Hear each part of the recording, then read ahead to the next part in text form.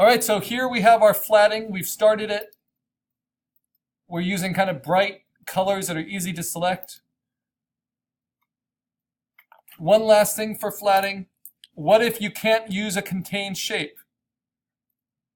So I'm lucky because I spelled it wrong there. My black line layer has a lot of contained shapes. So for instance, for these horns or for the cowboy hat, I can just use my magic wand with contiguous turned on. Even though the layer is locked and a smart layer, I can still select these shapes from it, no problem, and then find a color for them. And then go to my flatting layer and paint it in. But what about the shapes that aren't contained? For instance, the shadow kind of reflected light underneath his neck, or underneath his chin rather. If I try to select that, this is going to happen. Right? So I can't just use the paint bucket for that, or it would be bad. Or this, the halo is open as well, the little thing underneath. So what can you do? Well, then it's pretty simple. You can simply just go straight to your flats layer and use your lasso. And just like you did when you did that stained glass technique in Illustrator, you stay underneath the black lines. You know, it's like using the pencil tool in Illustrator and drawing a shape. And I can edit that with Option because I don't want to interfere with the green. And now I can fill that with a color. Let me see. Let's do a purple. Right? And that's a little different than the other flats, right? But it works the same way with the black over the top of it. Or you can simply stay on your flatting image and you can use a paintbrush. And we haven't really used paintbrushes much, but I'm going to make it a hard edge paintbrush. So the hardness is 100%. The size I want, it's pressure sensitive. If I use these middle two, pressure sensitive for size. And I want the opacity to be 100%. So let's say for the horns, I pick this kind of pale purplish color, and I could just start painting. Right. Now here's the problem with that. As I'm flatting, I could easily go beyond the lines. But I'll show you a quick solution to that. Because when you're doing flatting, you want to get it over with pretty quickly so you can actually choose some interesting colors and play with those colors. So what I'll usually do is I'll paint kind of around the edges of it. Because even though these horns, these antlers are self-contained, there's a lot of like tiny little shapes I don't want to have to select individually because of all my inking. And the more inking you do, and I have quite a bit of inking on mine, a lot of shadows, the less complicated my coloring needs to be to have some dramatic effect. So usually I'll do something like that. I'll kind of outline it, and that allows me then to just use the paint bucket and fill it in. Right? And now let me do it on the other horns as well. Just use the paintbrush. I'll be really messy here. Then maybe outline the rest. By outlining it, you are containing it so that then you can use the paint bucket without it spilling into the background. I'm careful not to go into my greens or my other flat colors.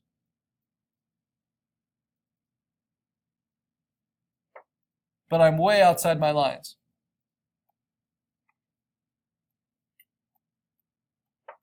Okay, so now what do I do to clean it up? It's very simple. I go to my black line layer, I use my magic wand, I select the space outside, right, of my shape, and then I use my lasso and I hold down Option and I deselect that space underneath his neck, right, that I'd already colored, and then I just go to my flatting layer and hit delete. And it will trim the shape exactly to my line work. Right, so I'm going to save that, and I just want to review quickly, what if you didn't live trace your line work? And I like live tracing inked line work because it captures all of the personality that you put into it. But what if you wanted something really technical, really clean? Well, this is the way I would go about that. So if I just opened up my sketch in Illustrator, you might remember this from the vector logo. This was the other option. And then I just double click on that layer and dim it to 50%. It's called onion skinning, and then lock it, make a new layer on top, set my blob brush to be solid black fills, and then again double click on my blob brush, make sure it's pressure variable, and make sure the size makes sense. And I like to do more smooth than accurate.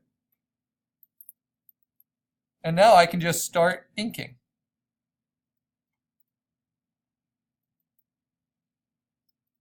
And because this is the blob brush, I can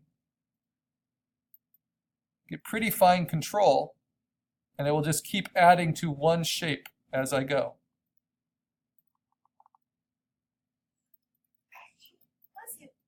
And it's about 50-50 out there in the illustration world. There are still plenty of people that like to ink by hand. I'm one of them. But as artists kind of go into the profession of the age where they've always built things on the computer, and they've never had to buy ink pens, for instance, that's starting to change. And as these tools get better and better, this is another very valid way that you can make line work.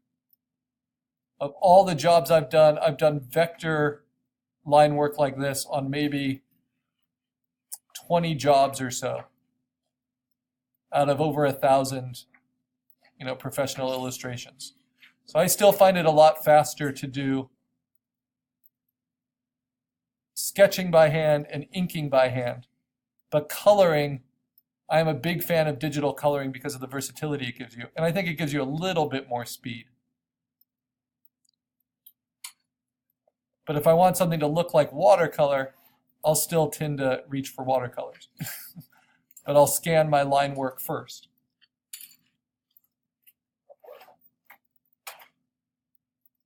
So remember that this option is available to you. It has a lot to do with how you set your tools.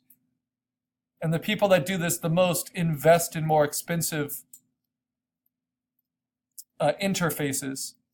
So for instance, they would use like Cintiq tablets, which have even more pressure sensitivity. And you get to draw directly on the screen rather than kind of tracking your progress on a tablet. But that's the difference between like $60 for this tablet and around $3,000 for a Cintiq screen.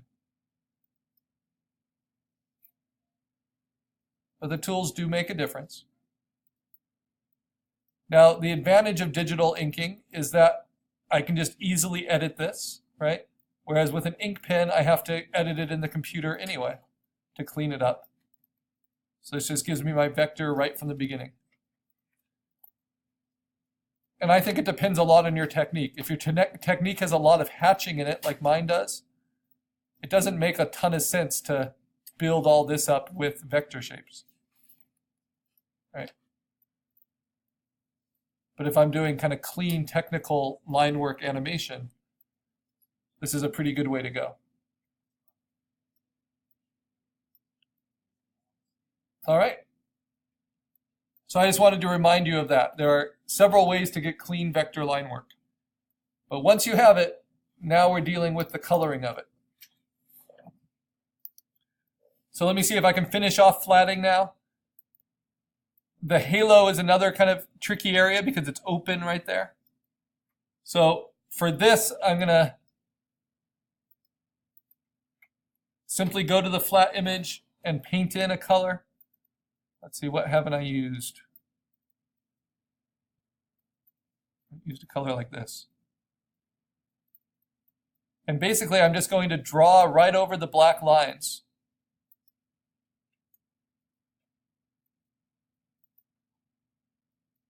To make sure it's contained. Then I'll use the fill paint bucket. Make sure you get all of it. You end up zooming in a lot when you're digitally coloring and painting. And sometimes you just gotta hit it with your brush. Remember, it's a pressure sensitive brush. Use all the advantage of the tools that we have. And that basically shows the exact edge of the color I want. So how do I clean up the outside? Well, I go to my black line layer. And this time, I have all the outside selected, but I'm not going to just hit delete because that will undo all the work I've done. Instead, I'm going to use my eraser at 100% opacity at a 100% hardness. And I'm just going to clean up on the outside. And that selection just gives me a little bit of protection. So our goal today is to get our clean line work in there and then to get flat colors in there. And if you want to do the professional practice of flatting, it means you choose pretty ugly flat colors just so they're easily distinct from each other. But you could, because we're the creators, you can skip that step and pick the colors you think you really want to use.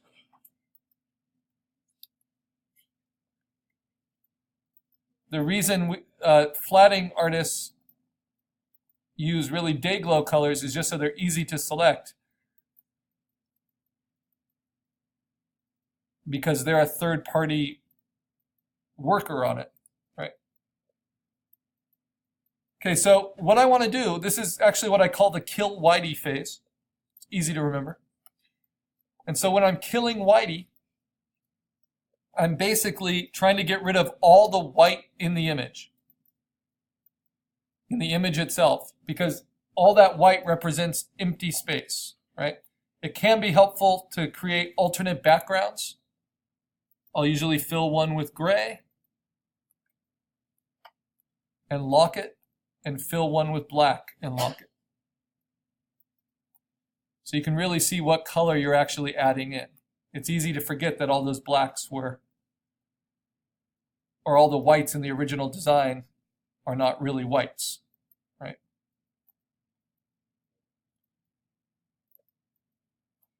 And so if I want the eyes to be white, I need to color them that way.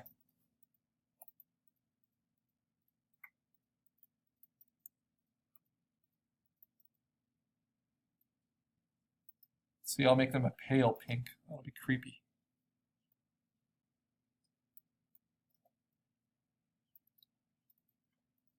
And then if I want the ears green, at this point, I'll show you a nice little trick. When you're on the brush, because now I'm just on my flatting layer with my brush, I'm just going to hold down Option, and that will change my brush to the eyedropper tool. So if I know I want my ears to be the same color as the head, I can just use the eyedropper tool to select that green and then paint them in.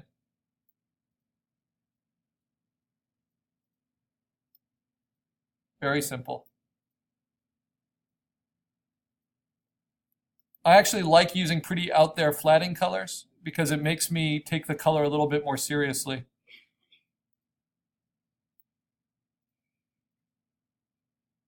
Because your color choices are quite important. And my favorite artist, I brought in a Paul Pope book, Battling Boy. He does all his own coloring. Takes him a long time to do his coloring because he really chooses his colors carefully. I also really like the coloring of Dave Stewart, who works a lot with Mike Mignola, who does Hellboy. And what's nice about those colorists is they'll start with flatting and picking kind of odd colors, and then they let those odd colors, like this green, affect the other choices they make. So it kind of starts random, but it becomes more intentional as they go. I think you'll get a sense of that. So instead of going into this